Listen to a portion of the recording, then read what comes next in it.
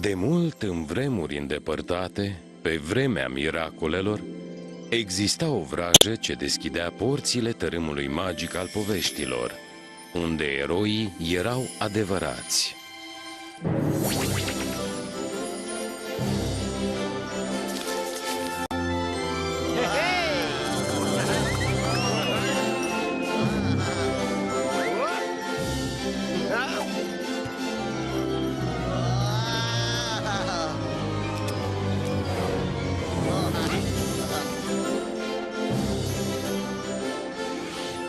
Abracadabra! Urmează Simsalagrim. Cele trei pene.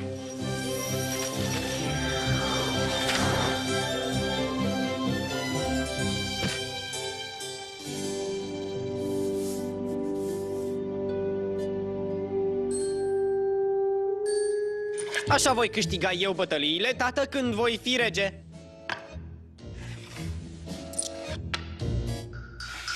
Dragoni, stați pe loc! Soldații mei sunt sub o vrajă malefică. Răbdare, răbdare, Oswald, băiete. Nu, m-am săturat de astea. Afară pe geam cu ei. Hei, cine conduce cartea?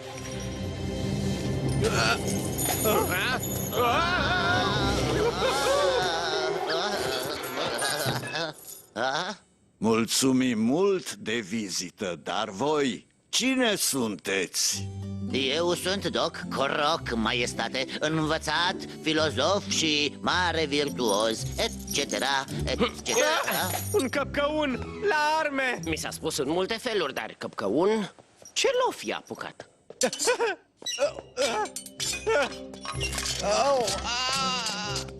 Eu sunt Yo-Yo, maestate, cel mai mare aventurier din toate timpurile.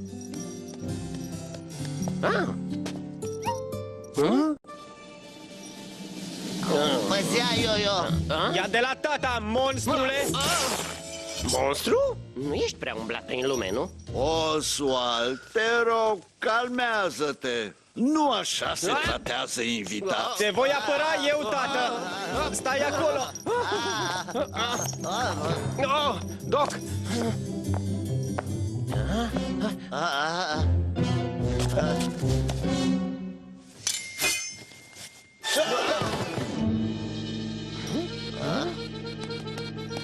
Am avut o lamă! A dispărut! Amice, Hei, cu care pălărie îmi stă mai bine?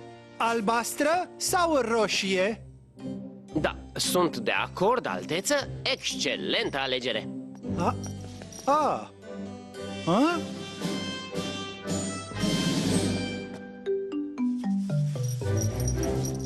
Yo-Yo mă cheamă, încântat de cunoștință. Se pare că sunt monstru și căpcăun. Wow! Eu sunt Simon.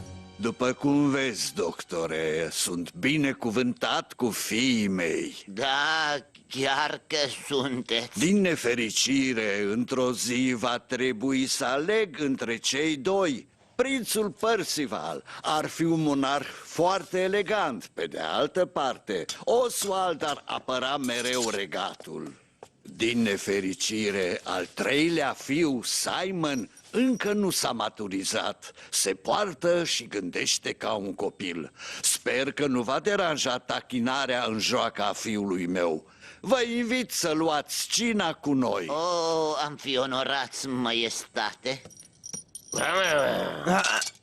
E în ordine, nu mușc.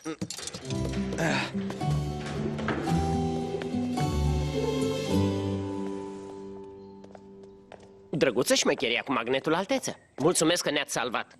Pentru puțin, fratele meu nu se gândește înainte de a acționa. Și celălalt frate, Percival? Ah, Percival nu se gândește la nimic, în afară de Percival.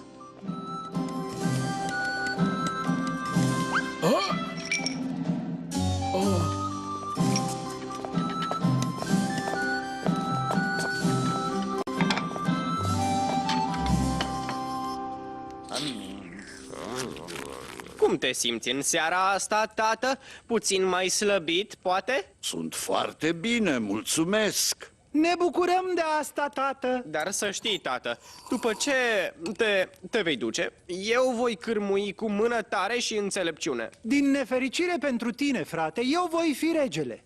Și voi domni cu demnitate splendidă.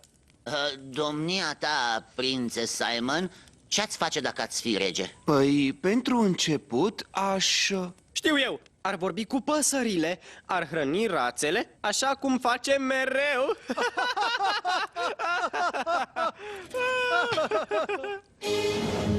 Repede! Apă! Lichide! Vin! Poftim, e al meu! Nu! Cum îndrăznești, amice? Opriți-l! Opriți-l! Ai văzut, tată? A aruncat pe fereastră un foarte bun Chateau Gaga din 93. E smintit! Regret, alteță, cel mai proaspăt vin pentru domnia ta. Ăsta era prea vechi. Am fost nevoit să o fac. A căzut exact peste grajduri. Era să... Tu le-ai dat cailor vinul meu? Te-ai smintit? Inima mea! Vezi ce ai făcut, Simon, țăranule? Tata se stinge! Ai spus că ești doctor. Repede, fă ceva! Nu sunt doctor medic. Prefă-te măcar că faci ceva, te rog! Cred că are legătură cu stresul. Faceți liniște toți? Apă, vă rog.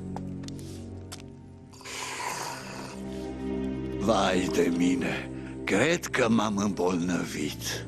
Poate că a venit momentul să îți numești succesorul, tată. Da, poate că ai dreptate. Mă voi gândi și voi face un anunț mâine. Noapte bună tuturor! Noapte bună, Maestate! Ești de departe cel mai isteț dintre toți. E trist că tatăl nu-ți permite să rămâi rege. Așa stau lucrurile aici. Poate nu, dacă voi discuta eu cu el.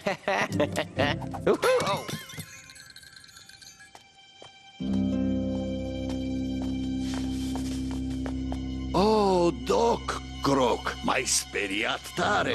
Scuze, maestate, dar trebuie neapărat să știți ceva. Când eram la cină, o torță a căzut de pe creasta zidului. În fân s-a aprins focul. Prințul Simon a văzut totul pe fereastră. Deci n-a turnat vinul la voia întâmplării. Nici de cum, maestate. Dacă nu l-ar fi turnat, grajdul și poate și castelul ar fi ars. Vrei să cred că Simon este destul de isteț să facă lucrul ăsta? Bineînțeles, maestate, și sper că nu o să uitați când veți lua cuvântul mâine. Îți mulțumesc pentru sfat.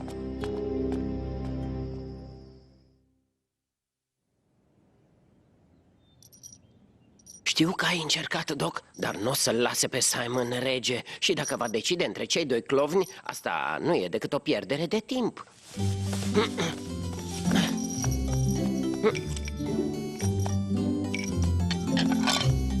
Mereu mi-am dorit să lucrez la circ.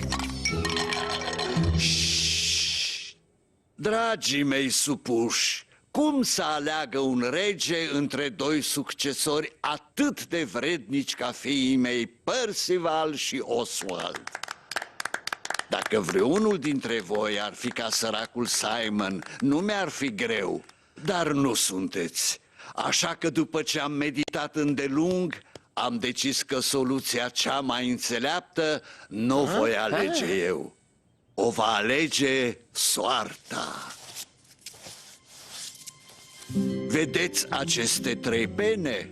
Fiecare prinț va trebui să urmeze câte o pană în bătaia vântului. În locul în care aceasta va cădea, prințul va trebui să caute... să caute un covor frumos și să caute și un inel frumos. Și va trebui să-și găsească o fată frumoasă. Da, chiar așa. Ce palpitant! Cine se va descurca cel mai bine la acest concurs va cârmui în locul meu când nu voi mai fi. Sunt sigur că te vei descurca bine la un asemenea concurs, prințe Simon. Accept provocarea, chiar dacă nu e necesar, pentru că eu voi fi regele. Adică eu, viitorul rege, voi întâlni noroi, oameni murdari și animale? Oh, ce cruzime!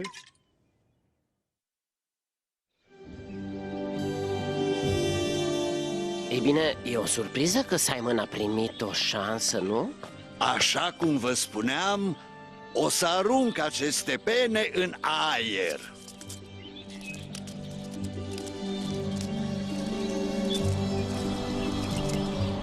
Pornesc primul și mă voi întoarce primul. Ca rege!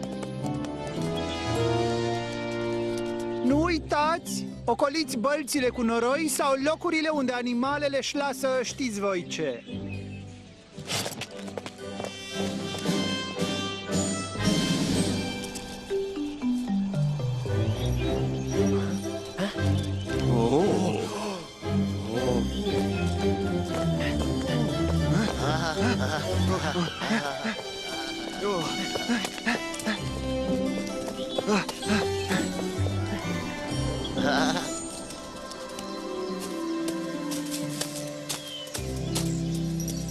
Nu e nimic aici, în afară de iarbă. Și putem aștepta. Pentru ce? Să vedem cum crește iarba? Dacă e nevoie, atunci da. Yo-yo. Da, așteptăm, știu.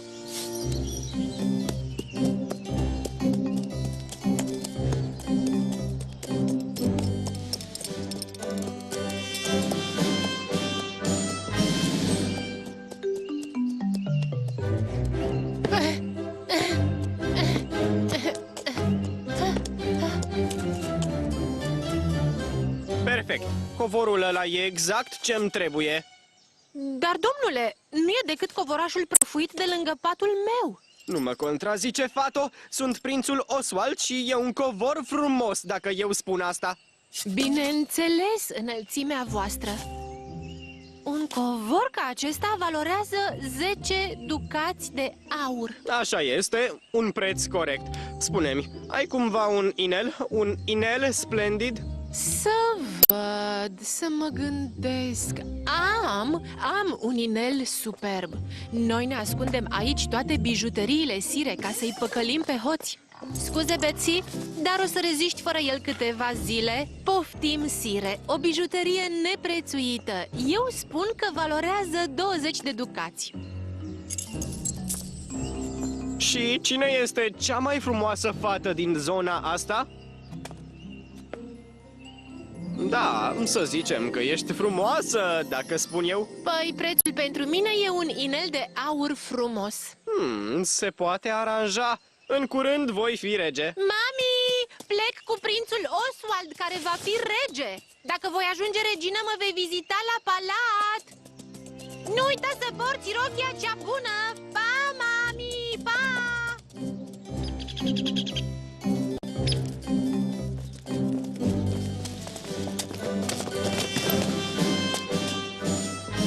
O prăvălie de rând dezgustător. Tu, oricare ți-o fi numele. Joseph, înălțimea ta. Bine, du-te tu, Joseph, și cumpără cel mai frumos covor. Așa voi face, înălțime. Ce dezgustător! Nu-mi place la țară! Am cumpărat un covor, înălțime. Nu vreau să-l văd! Pune-l pe scaun! Acum, adu-mi cel mai frumos inel! V-am adus inelul, înălțime. Nu! Pune-l în buzunar! Am cerut-o și pe fata vânzătorului, înălțime, fiindcă știu că vă grăbiți. Bravo! Dar zici că e frumoasă? Oh, eu zic că e cea mai frumoasă fată din lume, înălțimea ta. În cazul ăsta putem pleca odată acasă. Acasă, cât se poate de repede!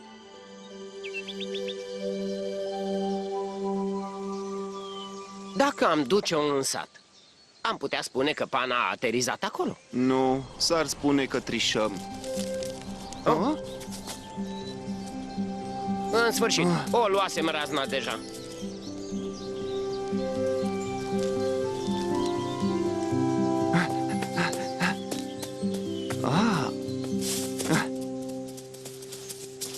încă o treabă pentru magnetul meu de încredere.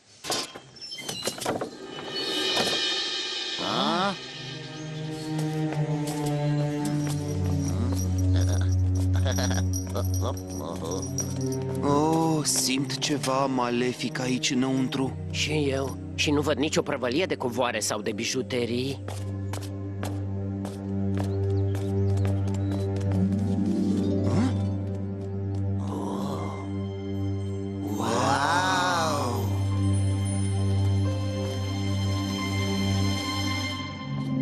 Stop! Spuneți-mi cum m-ați găsit. Asta ne-a adus la ușa ta. Nu o pană! În semnul dușmanilor mei vor să mă distrugă. Dar ți s-a spus ce să ceri? Da, trebuie să cer un covor, un inel și o... Nu spune asta, nu! Îți voi da covorul, îți voi da chiar și inelul, dar... Apoi va trebui să te duci să le spui că am făcut tot ce mi-ai cerut. 2 dintre ei nu e rău deloc? Adu-i covorul, micuțo.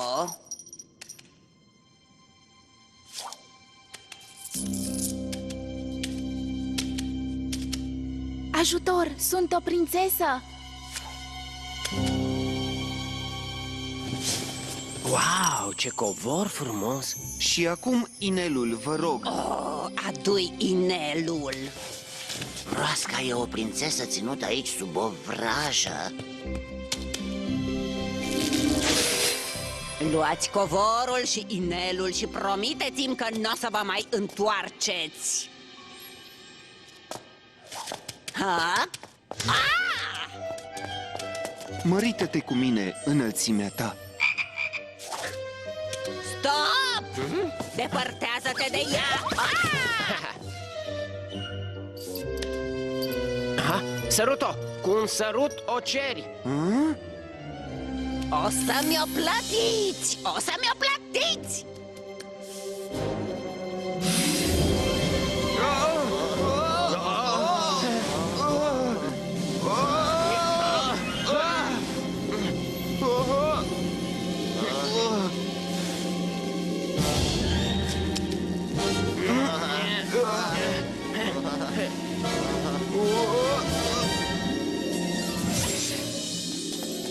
Nu! Nu! De unde era să știu că e prinț? Voiam să o țin aici o veșnicie!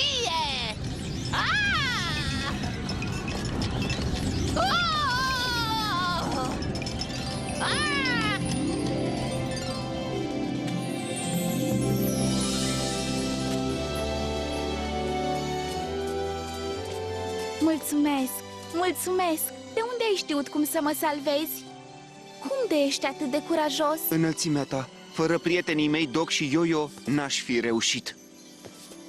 Dați-mi voie, prințesă, să adaug că prințul e atât de nobil pe cât credeți.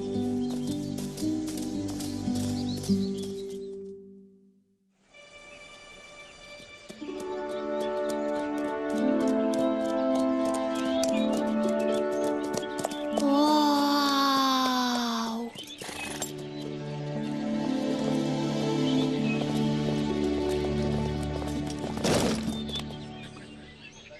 Ei, și acum puneți covorul, inelul și fata pe banca aceea de acolo, departe de mine.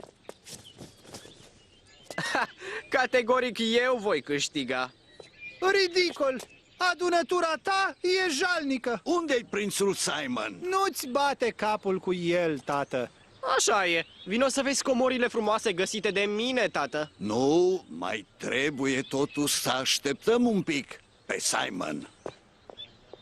De ce nu alege odată ramolitul ăsta? Poate că e mai bine să așteptăm. Tinichelele lui Simon ne vor ridica în ochii tatei. Vine acum. Vom râde cu lacrimi. Oh! Huma! Ai un inel? Dacă n-ai adus un inel, ești descalificat și câștig eu.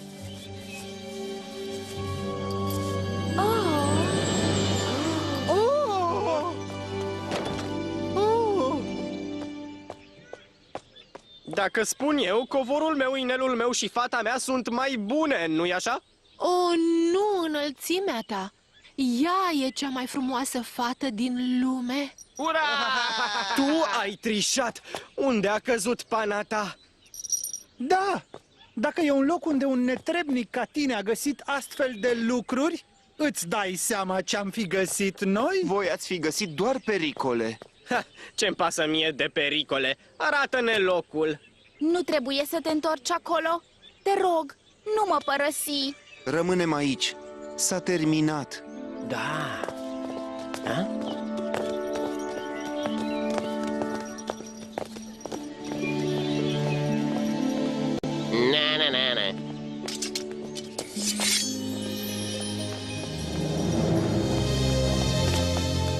Na. Spune-ne acum unde ți-a căzut pana sau vei regreta. Înălțime, luați exemplul regelui, să decidă pana. Prea bine. Așa voi face, dar te rog, ca frate, să nu urmărești pana asta.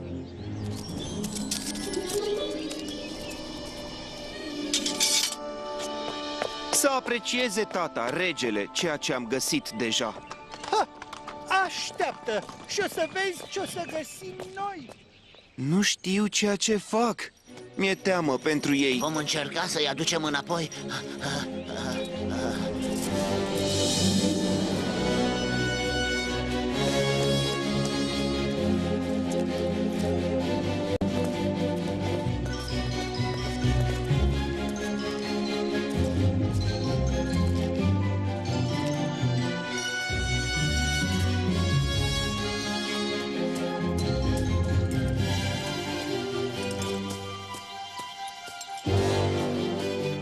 Credeți-l pe prințul Simon, vă rog, nu va ieși nimic bun din asta. Cred că glumești.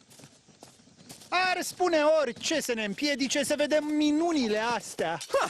Cine coboară primul, alege primul. Voi înfrunta mizeria asta și voi alege ce-i perfect pentru mine. Oh, ce plăcut! Încetează! Încetează! Cum îndrăznești? Cum îndrăznești? Încetează! Vrăjalnică!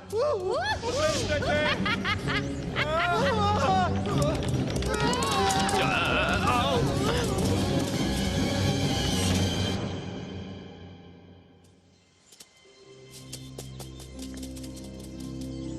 Oswald și Percival nu prea erau de treabă, dar îmi pare rău de ei. Câțiva ani împreună cu broasca îi va învăța să asculte un sfat bun. Wag. Poftim, maestate! E absolut minunat. Dacă voi fi slujnica maiestății voastre, ar trebui să mă apuc de șters praful. E ca un miracol. Și nu mă refer doar la inel, băiete. Mă refer și la tine. N-am știut că poți face atât de multe lucruri. Te-am judecat greșit, foarte greșit. Nu te învinovăți, tată drag. Lucrurile nu sunt mereu ceea ce par. Așa e. Și Oswald și Percival par să ne evite acum. Ce-i reține? Mi-e teamă, maestate, că aventura lor va dura mai mult decât se credea până acum. Sper doar că vor găsi ceea ce caută. Eu unul am găsit deja.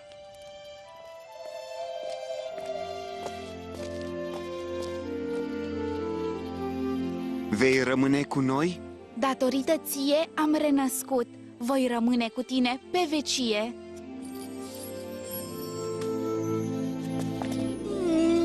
Mua.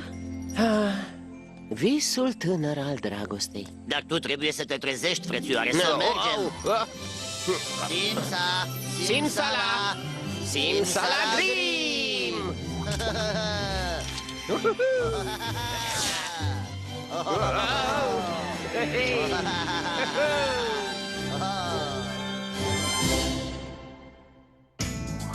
Și-au trăit fericiți până la adânci bătrâneți. Au dublat în limba română Sebastian Lupu, Richard Balint, Răzvan Vicoveanu, Anca Sigmirean, Petre Ghimbășan, Sorin Ionescu. Traducerea și adaptarea Estera Chelariu. Regia Alina Leonte și Ion Ruscuț. Dublajul a fost realizat în studiourile BTI.